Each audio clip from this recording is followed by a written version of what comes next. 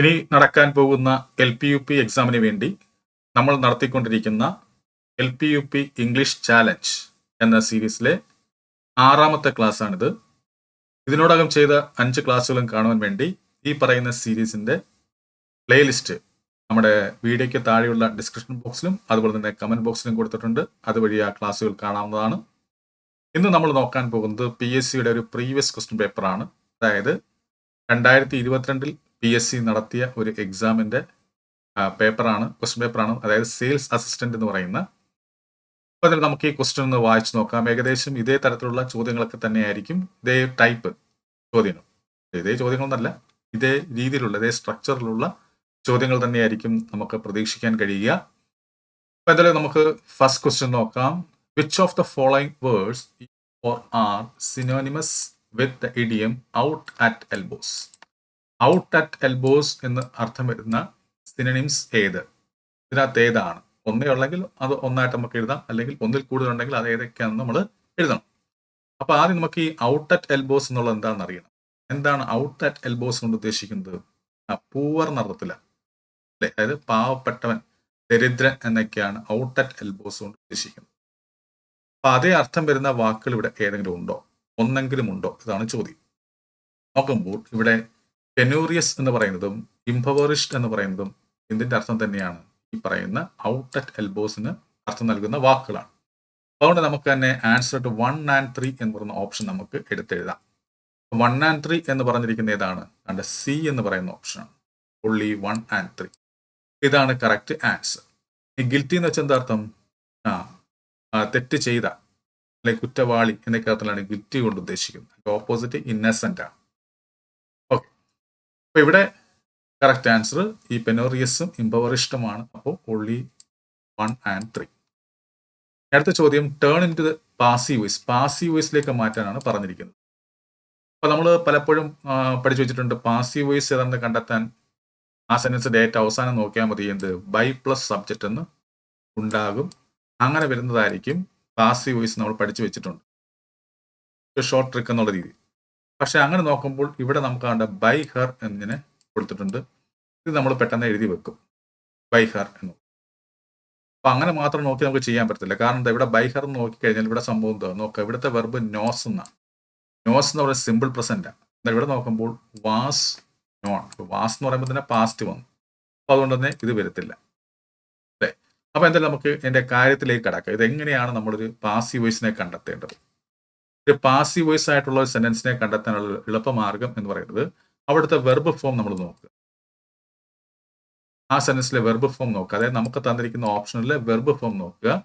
ആ വെർബ് ഫോമിന്റെ സ്ട്രക്ചർ പൊതുവെ എങ്ങനെയാണെങ്കിൽ ബി ഫോംസ് പ്ലസ് V3, അതായത് ബി ഫോംസ് പ്ലസ് V3 എന്നാണെങ്കിൽ അത് പാസീവ് വോയിസ് ആയിരിക്കും. അല്ലെ? നമ്മൾ ആദ്യം പറഞ്ഞ ഇത് വാസ് ഒരു ബി ഫോം ആണ്, നോൺ V3 ആണ്. അപ്പൊ അങ്ങനെ ഇത് തീർച്ചയായിട്ടും ഇത് പാസീവ് വോയിസ് ആണ് ഈ കൊടുത്തിരിക്കുന്നത്. പക്ഷേ നമ്മൾക്ക് തന്നിരിക്കുന്ന ക്വസ്റ്റ്യന്റെ ടെൻസിനനുസരിച്ചുള്ള പാസീവ് വോയിസ് അല്ല. കാരണം ഇത് സിമ്പിൾ പ്രസന്റ് ആണ്, പക്ഷെ ഇത് സിമ്പിൾ പാസ്റ്റ് ആയിട്ട് വന്നിരിക്കുന്നത് പറ്റത്തില്ല. അപ്പൊ നമ്മൾ മനസ്സിലാക്കേണ്ടത് ഈ ബി ഫോംസ് എന്ന് വെച്ച് കഴിഞ്ഞാൽ ബിയുടെ രൂപങ്ങളാണ്. ബിയുടെ രൂപങ്ങൾ എന്ന് പറയുമ്പോൾ ബിക്ക് ടെൻസിനനുസരിച്ച് വ്യത്യസ്ത രൂപങ്ങളുണ്ട്. അതായത് ബിയുടെ സിമ്പിൾ പ്രസന്റ് ഫോം എന്ന് പറയുമ്പോൾ ഈസ്, ആം, ആർ. അതുപോലെ തന്നെ ബിയുടെ സിമ്പിൾ പാസ്റ്റ് ഫോം എന്ന് പറയുമ്പോൾ വാസ്, വെയർ. ഇനി ബിയുടെ പ്രസന്റ് പെർഫെക്റ്റ് ഫോംസ് എന്ന് പറയുമ്പോൾ ഹാസ് ബീനും ഹാവ് ബീനും. അതുപോലെ തന്നെ ബിയുടെ പാസ്റ്റ് പെർഫെക്റ്റ് ഫോം എന്ന് പറയുമ്പോൾ ഏതായിരിക്കും? ഹാഡ് ബീൻ ആയിരിക്കും. അതുപോലെ തന്നെ ബിക്ക് എന്തുണ്ട്? പ്രസന്റ് പാർട്ടിസിപ്പിൾ ഫോം ഉണ്ട്, അതാണ് ബി. അതുപോലെ ബിക്ക് പാസ്റ്റ് പാർട്ടിസിപ്പിൾ ഫോം ഉണ്ട്, ഏത്? ബീൻ. ഇതെല്ലാമാണ് ബിയുടെ രൂപങ്ങൾ എന്ന് പറയുന്നത്.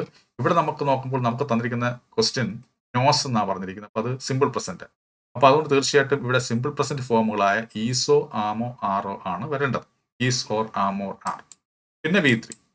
അങ്ങനെ വന്നിരിക്കുന്ന വല്ലതും ഉണ്ടോ? നോക്കുമ്പോൾ ഇവിടെ ഈസ് വന്നിട്ടുണ്ട്, is.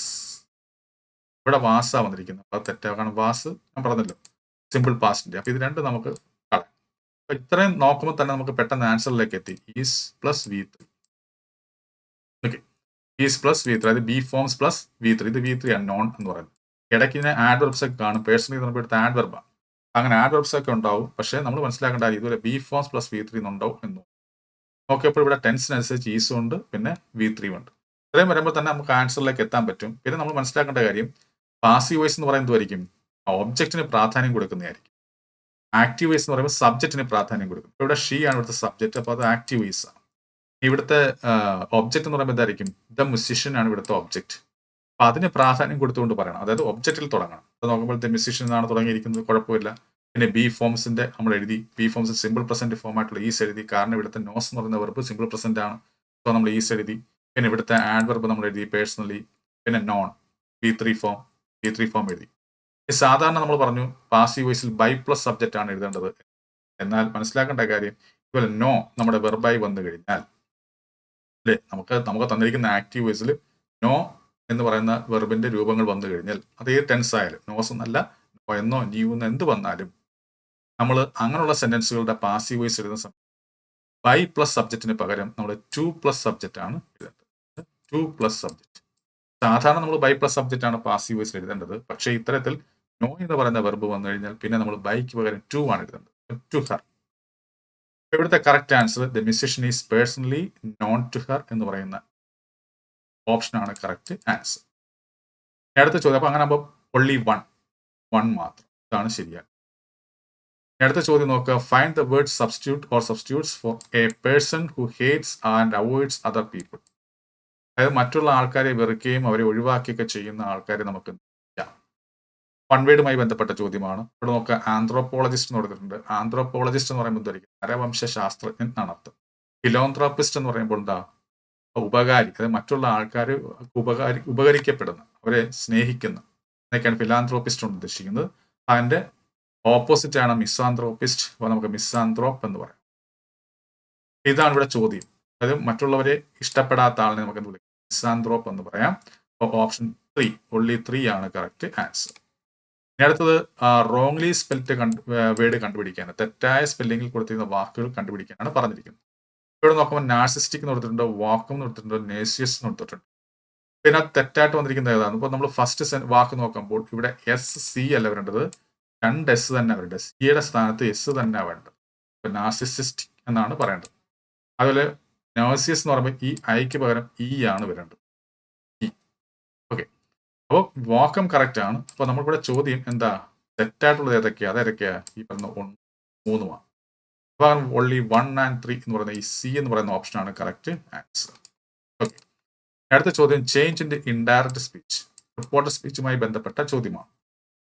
Okay, he has said to me I have a bicycle. നമ്മൾ പെട്ടെന്ന് ഈ സെഡ് എന്ന് കാണും. നമ്മൾ പഠിച്ചു വെച്ചിട്ടുണ്ട്, സെഡ് എന്നോ ടോൾഡ് എന്നോ കാണുവാണെങ്കിൽ നമ്മുടെ ഡയറക്റ്റ് സ്പീച്ചിന് ടെൻസ് ഫോമിന് മാറ്റം വരുത്തുമോ നമ്മൾ പഠിപ്പിച്ചിട്ടുണ്ട് അല്ലേ? പക്ഷെ നോക്ക്, ഇവിടെ സെഡിന് മുമ്പിൽ ഒരു ഹാസും ഉണ്ട്, അതും നമ്മൾ ശ്രദ്ധിക്കണം.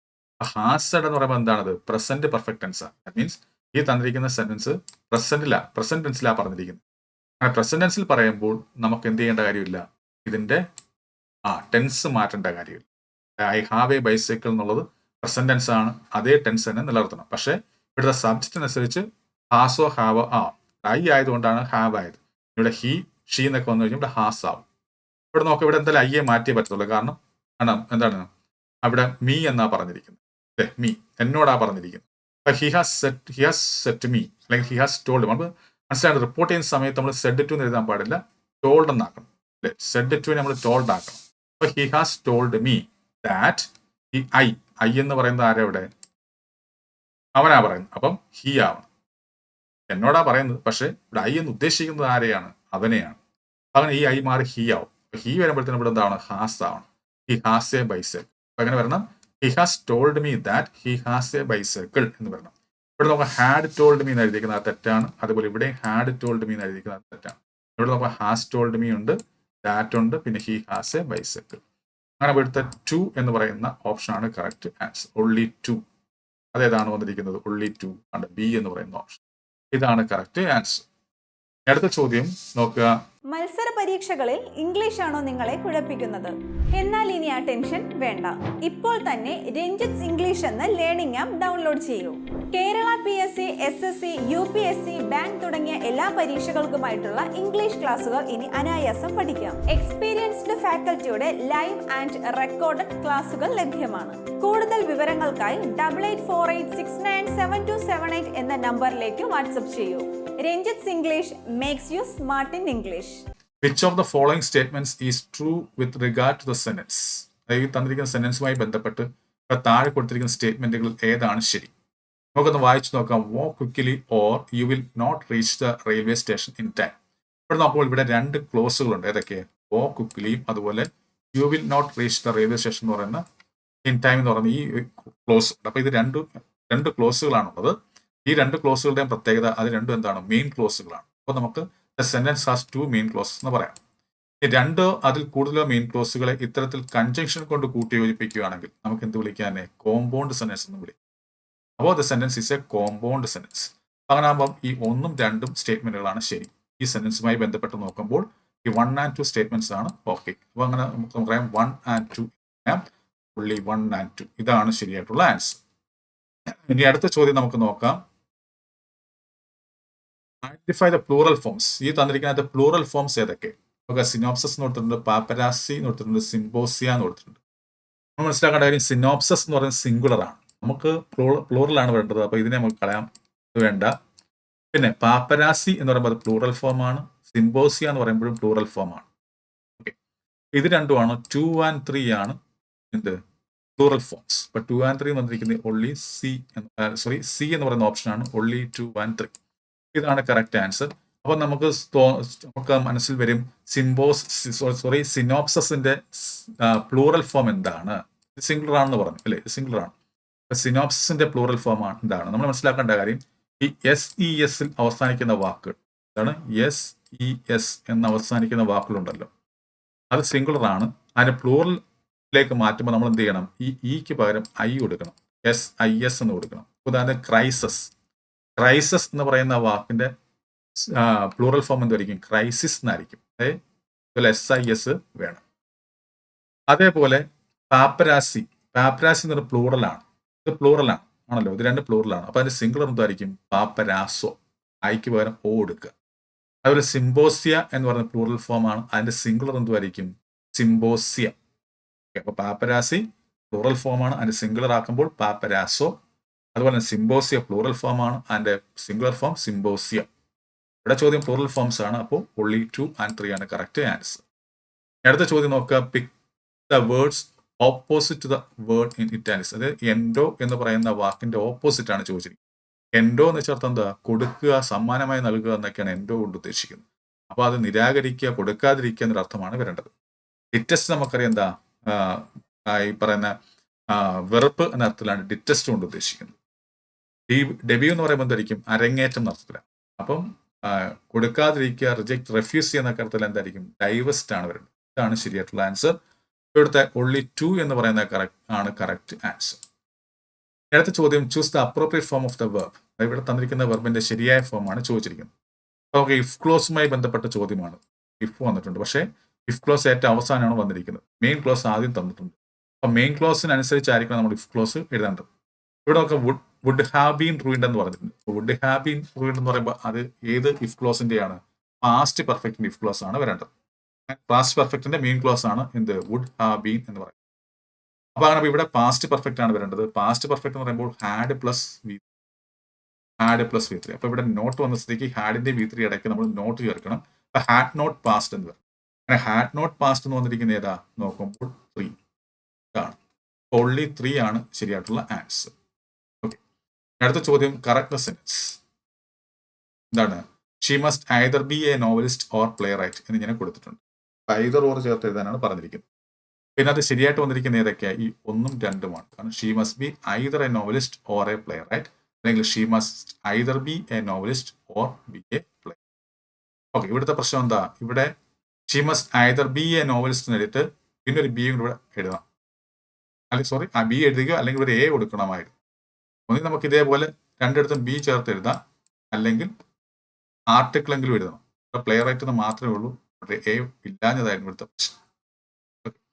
അപ്പൊ ഈ രണ്ട് രീതിയിൽ നമുക്ക് എഴുതാൻ പറ്റും. അപ്പം 1 and 2 only 1 and 2 R.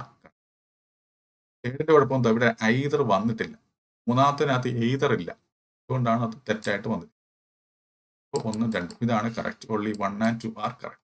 Okay, അപ്പം നമ്മൾ ഈ ക്ലാസ്സിൽ ഈ പറയുന്ന 2022 PSC നടത്തിയ സെയിൽസ് അസിസ്റ്റന്റ് എന്ന് പറയുന്ന ആ പരീക്ഷയുടെ ചോദ്യ പേപ്പർ നമ്മൾ വിശകലനം ചെയ്തു. തീർച്ചയായിട്ടും ഇത്തരത്തിലുള്ള ചോദ്യങ്ങൾ, ഇതേ ടൈപ്പിലുള്ള, ഇതേ സ്ട്രക്ചറുള്ള ചോദ്യങ്ങളായിരിക്കും നമുക്ക് ഇനി വരാൻ പോകുന്ന LP UP പരീക്ഷകളിൽ ശ്രദ്ധിക്കുക.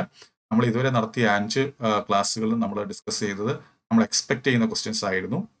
നമ്മൾ ഇതിനോടകം തന്നെ LPUPയുടെ എല്ലാ വർഷവും നടന്ന 2016 മുതൽ 2022 വരെ നടത്തിയ LPUP പരീക്ഷകളുടെ പ്രീവിയസ് ക്വസ്റ്റ്യൻസ് ഡിസ്കസ് ചെയ്യുന്ന ഒരു ക്ലാസ് നമ്മൾ ചെയ്തിട്ടുണ്ട്. ഒരു മണിക്കൂർ കൂടുതലുള്ള ക്ലാസ് ആണത്. അതിനകത്ത് എല്ലാ ക്വസ്റ്റ്യൻസും ഇതുവരെ നടന്ന LPUP നടത്തിയ പരീക്ഷ 2016 തൊട്ട് PSC നടത്തിയ LPUP പരീക്ഷയിലെ എല്ലാ ചോദ്യങ്ങളും വിശകലനം ചെയ്തൊരു ക്ലാസ് ആണ്. ആ ക്ലാസ്സിന്റെ ലിങ്ക് കൂടെ താഴെ കൊടുത്തേക്കാം. ഒപ്പം തന്നെ ഇതുവരെ നമ്മൾ ഈ പറയുന്ന സീരീസിൽ നടത്തിയ 5 ക്ലാസ്സുകളുടെ നമ്മൾ കൊടുത്തേക്കാം.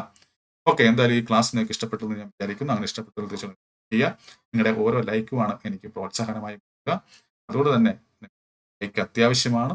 പിന്നെ നിങ്ങൾക്ക് ഇഷ്ടപ്പെട്ടു എങ്കിൽ നിങ്ങൾ ഷെയർ ചെയ്യുക. ഓക്കെ, അപ്പോൾ നമ്മുടെ ഈ യൂട്യൂബ് ക്ലാസ്സിനോടൊപ്പം തന്നെ നമ്മൾ ഈ പറയുന്ന LPUP എക്സാമിന് വേണ്ടി നമ്മുടെ ഓൺലൈൻ കോഴ്സ് നടത്തുന്നുണ്ട് നമ്മുടെ ലേണിംഗ് ആപ്പിലൂടെ. നമ്മുടെ ലേണിംഗ് ആപ്പിന്റെ ലിങ്ക് താഴെ കൊടുത്തിട്ടുണ്ട്. അതുവഴി നിങ്ങൾക്ക് ജോയിൻ ചെയ്യാവുന്നതാണ്. എല്ലാവർക്കും നല്ലൊരു വിജയം ആശംസിച്ചുകൊണ്ട് നിർത്തുന്നു. നന്ദി. മത്സര പരീക്ഷകളിൽ ഇംഗ്ലീഷ് ആണോ നിങ്ങളെ കുഴപ്പിക്കുന്നത്? എന്നാൽ ഇനി ആ ടെൻഷൻ വേണ്ട. ഇപ്പോൾ തന്നെ രഞ്ജിത്ത് ഇംഗ്ലീഷ് എന്ന ലേണിംഗ് ആപ്പ് ഡൗൺലോഡ് ചെയ്യൂ.